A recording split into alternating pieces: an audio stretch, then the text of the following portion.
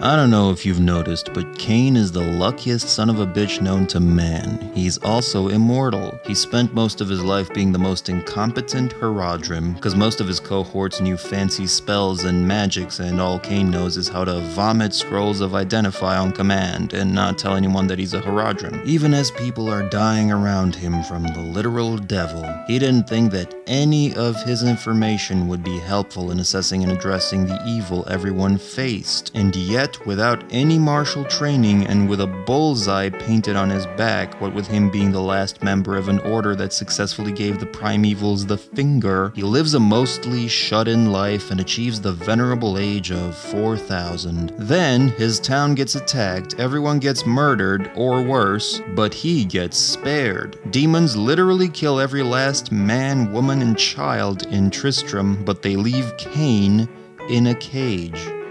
Wait, what? Where did they even get the cage? Did they build it? Are these Mason demons? Did they go to demon carpenter school? Because a bunch of them either meticulously crafted that thing while everything was dying around them, or they brought the cage with them all the way from hell, which sounds even stranger. Why would there be cages in hell? So anyway, the SCV demons build the cage and dump Cain in it, ensuring that absolutely no harm comes to him, then kill everyone else, then wait long enough for word to reach the surrounding lands that Tristram is a smoldering ruin, then wait some more while our heroes steadily trek their way across the countryside to get to Tristram, all the while Cain languishes in the cage with no food or water or cable TV and somehow doesn't die, while the enemy, again, just sits there playing undead Uno. And by the way, I freaking love Cain. He's the best character. He really pulls off that knowledgeable sage philosopher act really well. He's like the Jordan Peterson of Sanctuary. You could dangle an old sock in front of the screen and he'd probably break the fourth wall to tell you that that sock was knitted by your grandmother from this bit of yarn she inherited from before World War II from a Jewish village. He's that knowledgeable. He always has something useful or interesting to say and is just a joy to listen to his lines, even 20 years later. But back to making fun of him. Wait, how does he know my grandmother?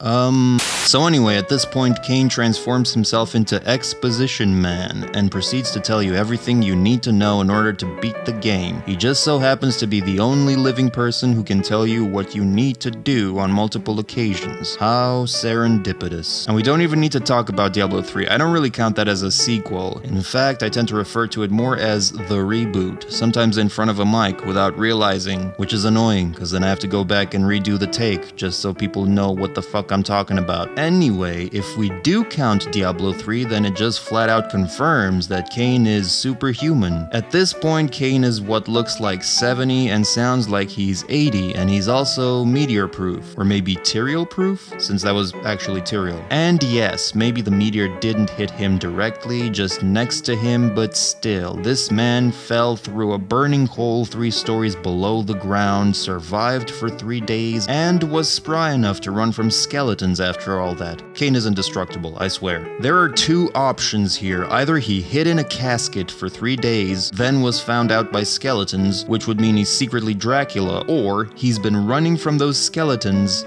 for 3 days. What? Oh, by the way, I actually had to dig up Diablo 3 footage for this video, so you guys better appreciate the trauma I had to undergo here. The things I do for... actually, what am I doing this for? Huh. Also, as the title suggests, this is part of a series, so do subscribe to know when future episodes get released, and buckle up because this is gonna get zany as hell. Also, the series finale might not be what you expect. But back to Cain. So naturally, after all that display of superhuman ability, it comes as no small shock that Cain gets taken out by Tinkerbell here. What the hell? I think we can all agree that this is the single greatest plot hole in the reboot.